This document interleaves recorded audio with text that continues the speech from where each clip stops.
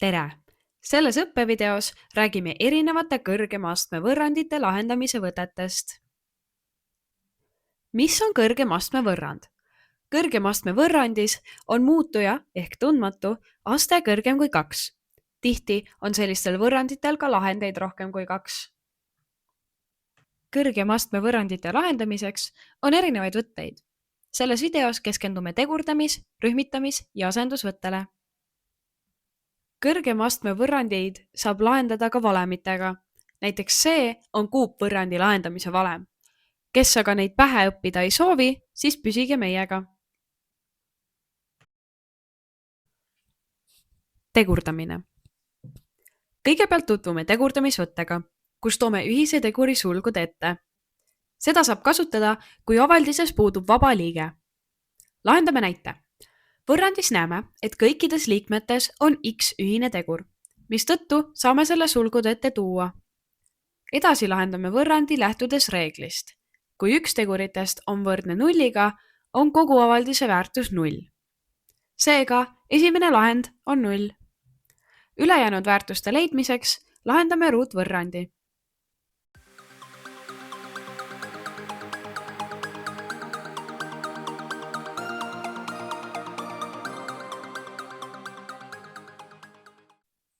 Teine võimalus kõrgema astme võrrandite lahendamiseks on kasutada rühmitamisvõtet.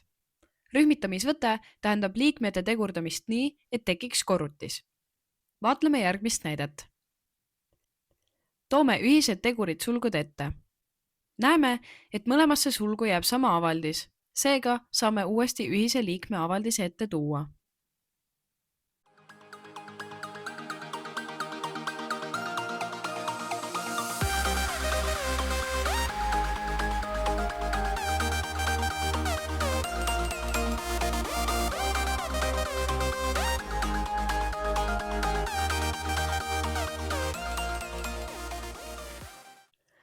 Piirutvõrrandite lahendamiseks kasutame asendusvõtet.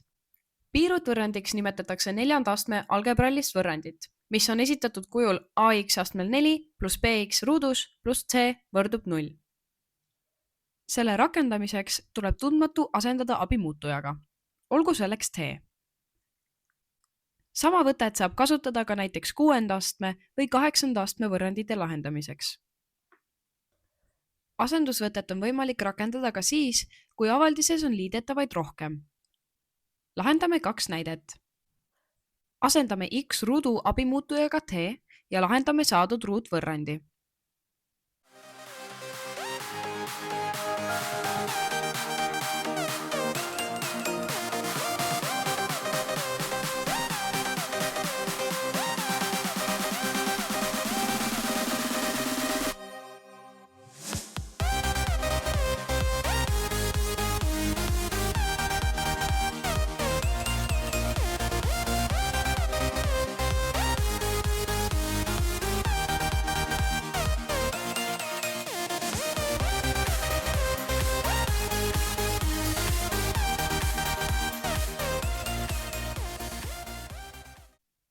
Nüüd vaatleme võrrandit, millest tuleb t-ga asendada avaldis.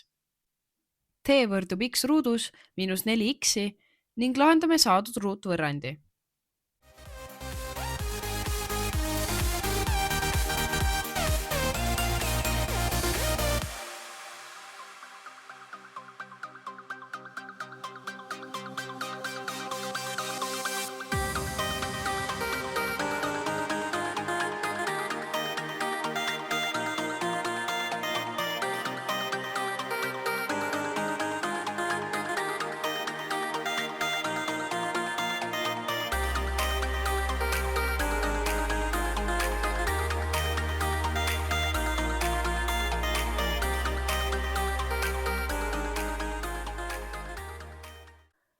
Nüüd on teil võimalus õpitut harjutada.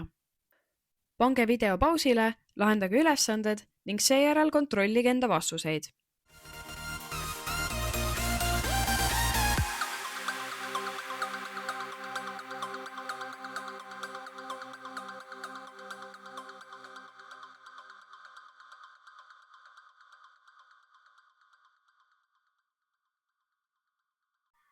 Kokkuvõte.